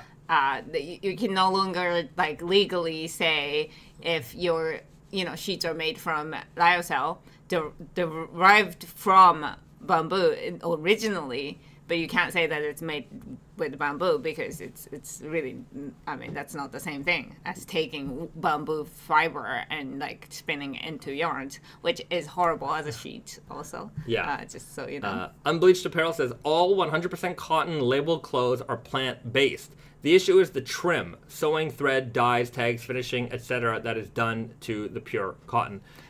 Whether it's an issue is another topic. Right. Because that makes a good point. That if it's fully plant-based, maybe they mean that it is the material wise. The trims are also cotton. Yeah. The problem here, I will defend the not cotton thread, because cotton thread is not strong. That's the problem with cotton.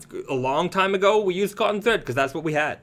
But technology also has a place to play in the world. 100%. And if you can make a garment last longer using a blended material for the thread, it makes it that you don't have to replace that item as often. Yeah. So if you can get more wearability of your garment is very eco-friendly, even if I'll say it, even if the garment was made like trash, if you wear it and you use it and that prevents you from having to buy new, then that in itself is a good thing, right? Like, you got to think about this thing. There's a lot of ways to go about it, right? The problem with fast fashion, crap made, it's trendy, you're not going to wear it, it's, you know, it's you're not going to wear it very long because it's a trendy item, and it's not going to last very long because it was made like crap. So there's a lot of negatives in that realm, right? So and again, it's a balancing act. Like, yes, if is it fully biodegradable if the sewing thread is made with, you know, polyester? I guess not. Yeah. But you have to balance the life cycle of a garment. Also, is very important when it comes down to, like, yes, cotton materials can you know go back to earth a lot easier.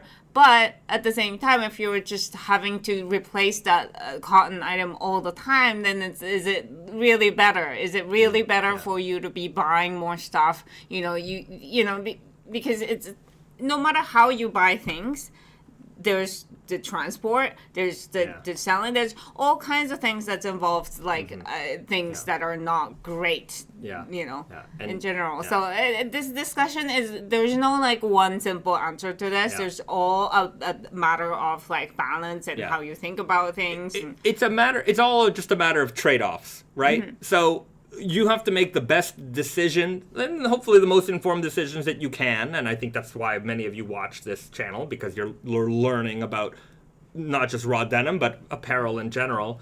And so, look, the better decisions we make as a whole, overall, that's going to help. And the more people we can help educate, they're making better decisions, they're telling their friends. And hopefully all this message spreads all around the world. Not just us, but great people like Chase here at Unbleached Apparel. And he writes, yes, I'm just speaking to the truthfulness of 100% cotton labels. This is true, right? Like, technically, you're right.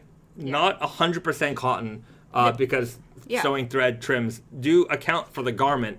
Labeling has a standard that you need to meet, and if it's like a full lining or something like that, then they have to it has to be included in the composition. But if it's like if it's just a trim and that accounts for like a little bit of the entire thing, even if the garment has actually like, you know, tiny little percentage of like something else, if it's less than 1%, or I forgot the standard, but like if it's less than a certain amount, then you don't have to disclose that in the label. So there is a different standard for that.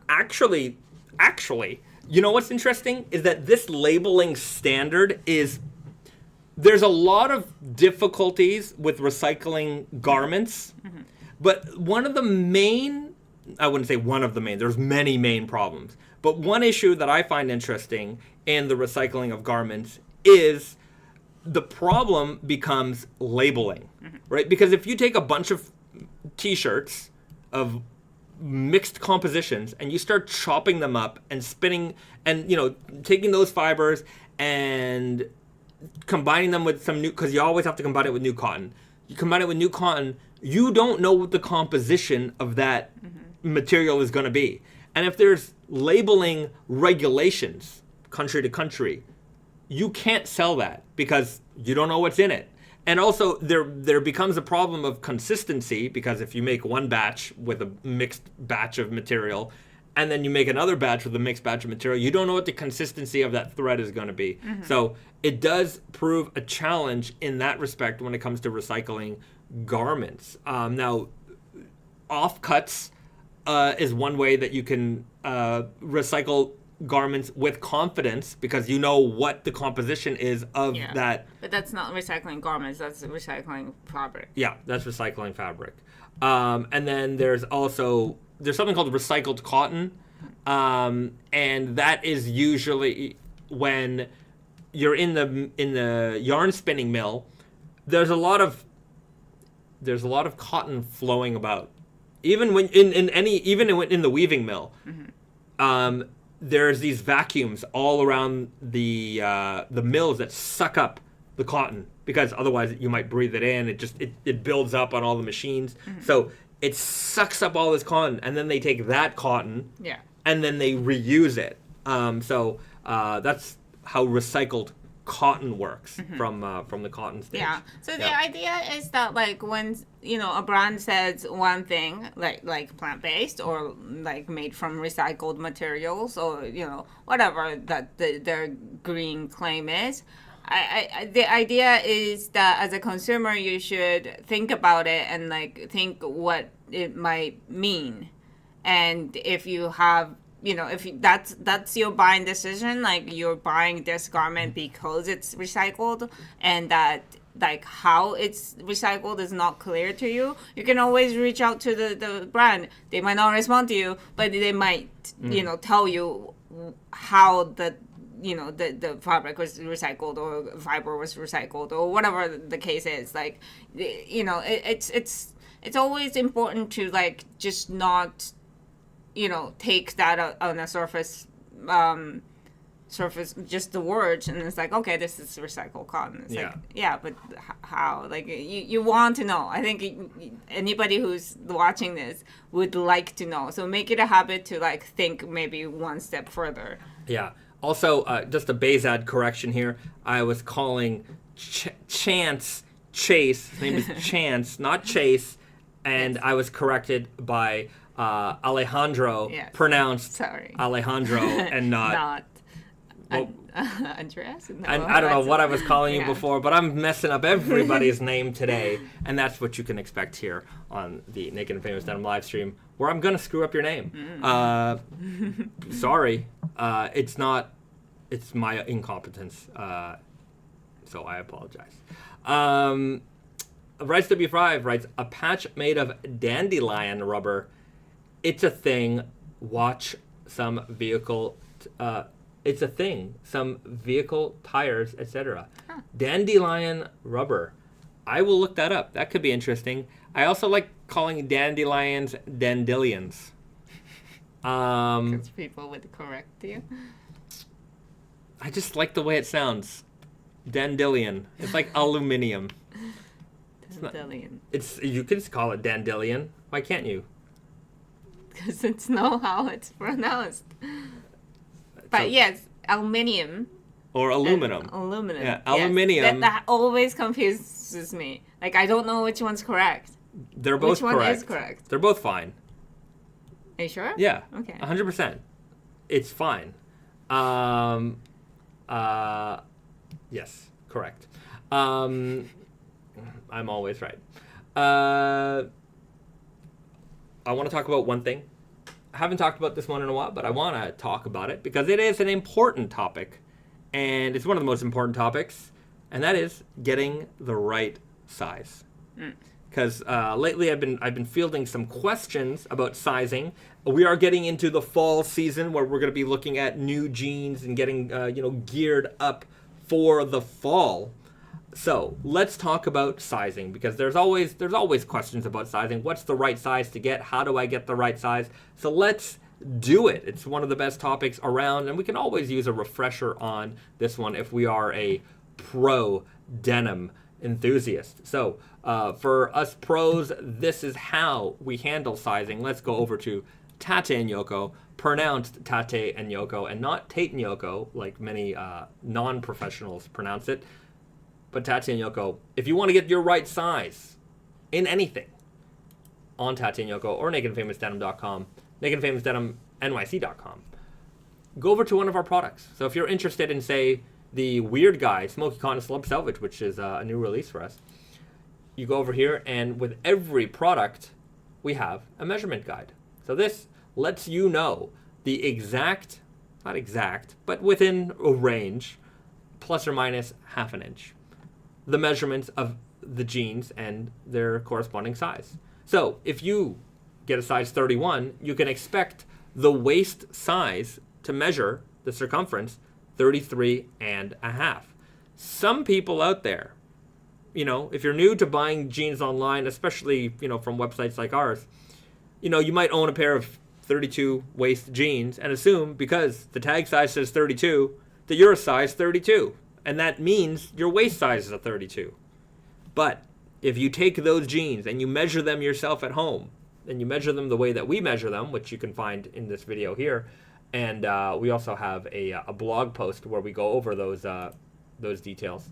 So if you lay out the waistband flat and straight and you measure, you might find that 32 tag size actually measures something like 34, maybe 34 and a half, sometimes even 35. The bottom line is that tag size is smaller than the actual waist measurement. Your waist measurement is bigger than the tag size. And that is where a lot of confusion comes. Because some people, they think they're a 32, and then they look at our size chart and they think, oh, well, my waist is a 32 because I wear size 32. That means I should get something with a waist measurement of 32, which would be a tag size 30. That would be a grave error. That would be a big error because in all reality is that tag size 32 that you own probably measures something like 34, right? Which means you should probably stick to a size 32. Generally speaking, you wear a size 32, you probably wear a size 32 in our jeans. But you should definitely measure your jeans because some brands, the way that they size their jeans are a little bit different than others. So we always recommend that you measure the jeans before you make your purchase. And if you do that, you're going to get the right size the first time. If you just presume your size, you're going to go wrong. Even if you've bought 5 pairs of jeans from us and they're always the same size, you should always measure. Take the few minutes to measure your jeans, and that is going to ensure that you're not going to have problems. You know, exchanges, returns, we can do them, but they're always annoying. You don't want to do it. You want to get them. You want to enjoy the jeans right away. So measure your jeans.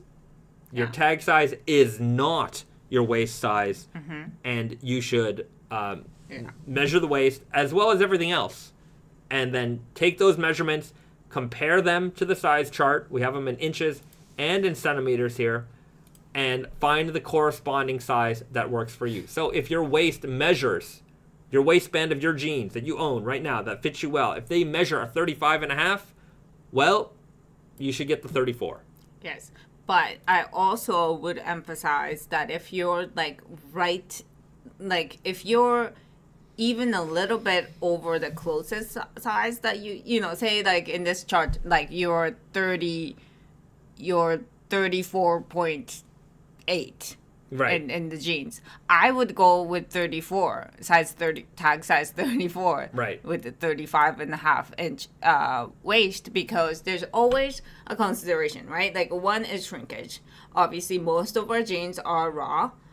It is sanforized, so the shrinkage is not 10%, but it's 2 to 3% just in general. It depends on the fabric, obviously, but you know that is a normal shrinkage. So we don't claim that our jeans do not shrink at all. It is a very real possibility that it shrinks.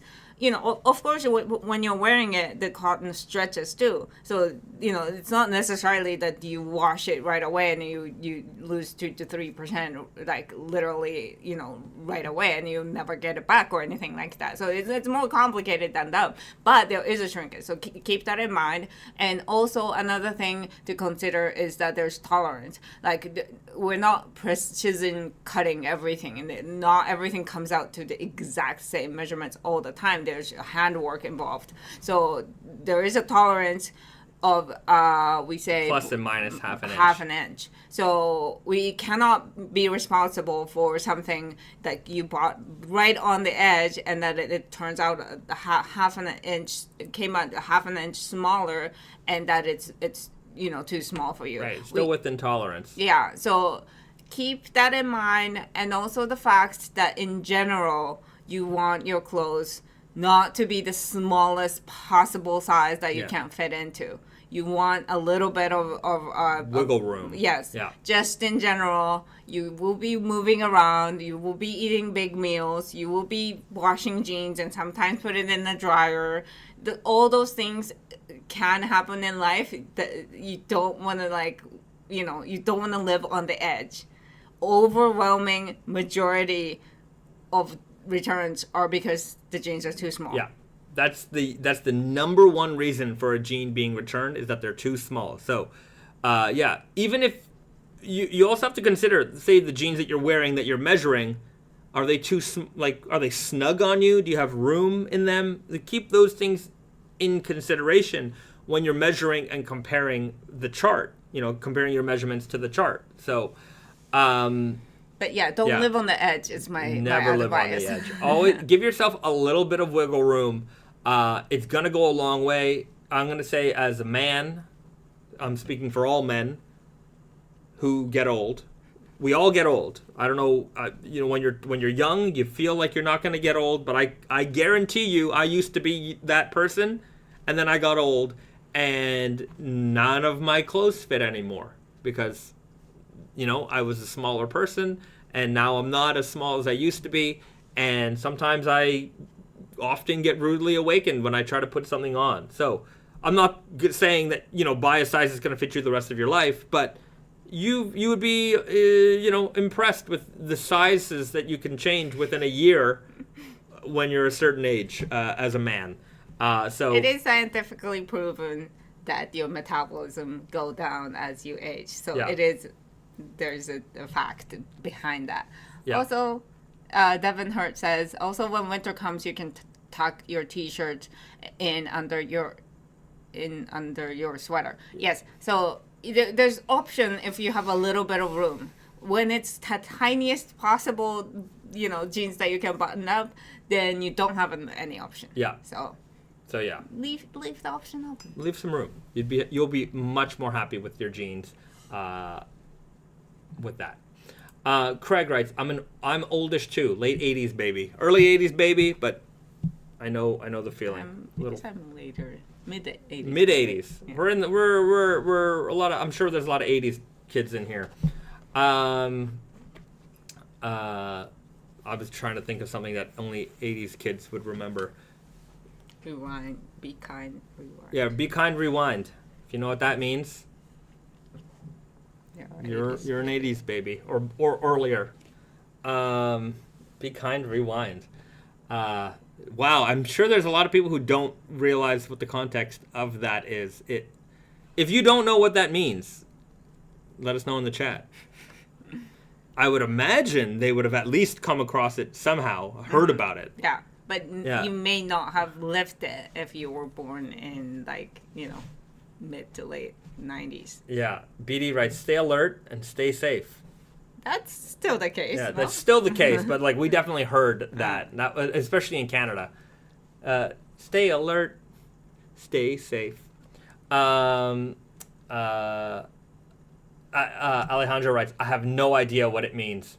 Oh. Okay, so be kind, rewind means when you would return your VHS tape that you rented from the video store, right? Yeah.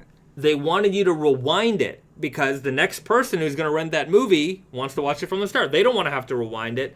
And some video stores, usually they would check, but some video stores would fine you.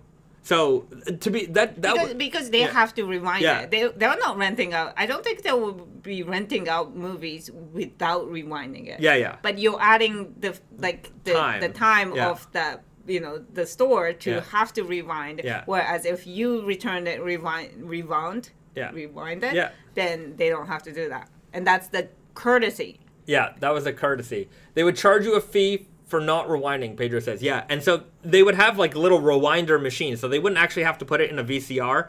Oh, really? Yeah. So they had rewinder machine. Anybody could get one. They were normal. It was kind of looked like a cassette deck. You just put it in and close the lid and then hit the button and it would. That's what we. Yeah, but a VCR you technically have to put it in the machine and load up, and it probably took. But I guess maybe you didn't want to wear out the. I see. The reels on that thing. Unbleached Apparel. I remember when Netflix would send you discs in the mail. They actually just stopped that. Yeah. And I was a little annoyed because that service wasn't available here in Japan. And apparently, because I like physical media, I have a 4K Blu-ray player, their library of 4K discs, their library in general for physical was way bigger than what they had on for streaming. Uh-huh. And if you wanted 4K discs and you were a 4K enthusiast, instead of having to buy everything, you could just rent them, and that was the best place to rent them from, but I think they just dissolved that program. If anybody here works for Netflix and has a bunch of 4K discs that they want to get rid of, yeah, how do they get rid of those? give me a call. Is this like an industry exclusive sale? I'm sure it's kind of like those Amazon returns. Like there's probably like these websites that stores or yeah. Yeah. Oh, I would like to know where they go. Right. Craig writes, my best friend in elementary school had a VCR Laserdisc combo unit. Yeah, those are good. Here in Japan, at like a secondhand store, I saw a VCR Blu-ray combo, and I was like, oh my god, and I kicked myself in the pants for not buying it. I should have bought it. Because it is such a funny thing to have. It's like, why was VCR like consideration when there was a Blu-ray available? Yeah. And why would you put those two together in the same machine? Yeah. So very interesting. And Joy writes, I still have a VHS player and VHS tapes. My old roommate had way too big a collection. Tape collecting is difficult. Alejandro writes, VCR-inspired denim. I mean, we like movies, and I think our horror movies series kind of covers the movie realm for us. If you don't know, Risa and I, we collect, among other things that we collect, I think our biggest collection is movies, physical media movies. We collect, not VHSs. I'm not getting into that because they take up way too much space. And also, it's like, what's the point? Like, I'm not, like, in some respect, I'm like, okay, old horror movies on a VCR, on a tube, I get the appeal. I also dislike that appeal of horror movie VHS connection. Yeah.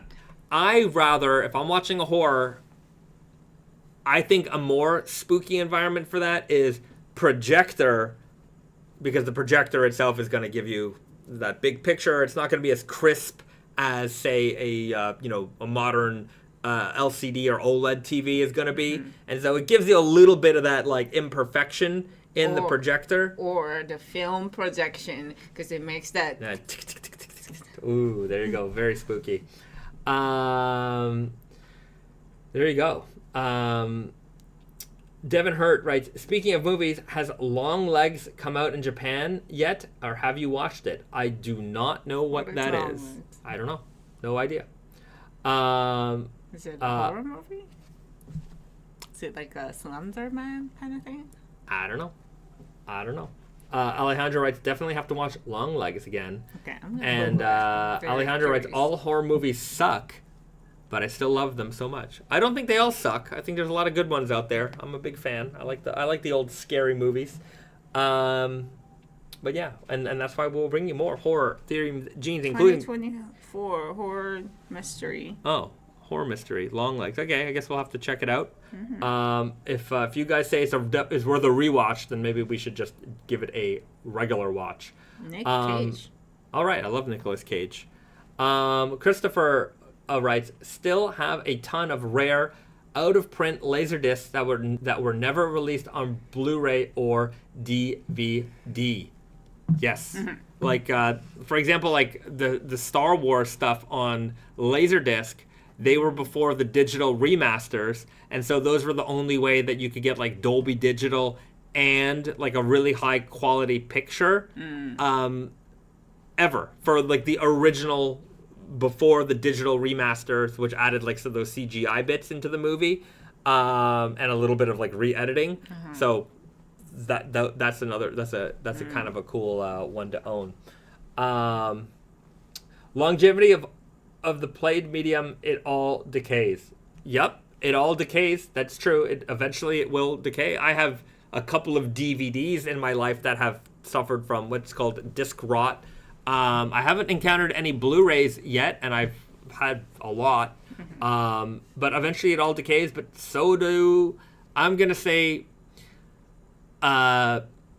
they decay a lot slower than the streaming services take down the movies. Well, streaming service is you know, it's very useful in certain ways, but it comes with a cost. We can get Blu-ray discs for like $4 a pop, and we will have it forever or for as long as the disc survives. Yeah. I'm going to say that that's increasingly difficult. Yeah. Yes. Like in the last... but when we started collecting, people were dumping Blu-ray collections left and right, so we would find people on like Craigslist and, you know, Facebook Marketplace and Kijiji and things like that, where people are like, 50 discs, $50. I'm like, I'll be there. And I would buy everything that got posted up. And, you know, we'd have doubles, we'd trade them, we'd sell them. And we built a lot of our collection around that. Mm-hmm. But nowadays, like, even when we go to like secondhand shops, sometimes, like when we were in Montreal, I picked up a couple and like they want like $8, $9, $10 a movie nowadays. Whereas like before, like $5 and under was very common price. Mm-hmm. I mean, I guess inflation. Inflation hit even the secondhand market. Yeah. But even in Japan, like, you know, like, you know, Blu-ray discs are very expensive in general, but like we still get like, if it's a like abundant, like way overprinted movie, like we can get it for like, you know, less than $4 American. Yeah, that's true. But yeah, we're big on the physical media, as you guys know. Last week was Game Boy games and video games. Here we're talking about movies, but yeah, I like them. I like archiving things. I like having stuff. I'm not a minimalist. I'm a maximalist for sure. Somewhere in between, I guess. I don't like clutter, although there's a lot of clutter. But I'm okay. Sometimes, you know, sometimes I'm out with Garrett and we're like thrift hunting, and I'm like, Garrett is like the opposite. Like Garrett's like, that's pretty cool. I'm like, it's your size, you should get it. And he's like, I'm good. I already have like 2 leather jackets. Yeah. And I'm like, you should have like 50. Like this is what you like. Yeah. So there it is. Some people can't live like that. We are not one of those people. No, I will buy jackets even if they don't fit, which include some of those over there. I'm just like, those were cool jackets. That's fine. That babe blanket is fine, but there's some jackets back there that that's true. They don't fit, but they look cool, so I bought them anyways. Okay. Well, everybody, we're going to leave it there. We don't have a snack time today. But we will next week. So tune in, everybody, for the Naked and Famous Denim live stream, where you get to learn about everything. Everything. We cover it all. The facts of life is what goes on right here. We learn about what it means to be kind and rewind. That's it. So if anything, please take that with you and apply it to all aspects of your life. Exactly. Be kind, rewind doesn't just mean tapes. It applies to everything. So everybody, do something nice for yourself. Do something nice to somebody else. This was the Naked and Famous Denim live stream, brought to you by Naked and Famous Denim, the makers of these fine milk glass cups, as well as jeans. We do make jeans as well. So if you don't have one of these, you can get one on the website right now. And not this one, but maybe not one, but this one. And you can enjoy all kinds of beverages, hot or cold. It can contain a lot of liquid in here. It's not a small mug. It's a big mug. So get one if you can. We'll see you guys again real soon. And have a nice weekend, everybody. And that's it. All right. Bye guys.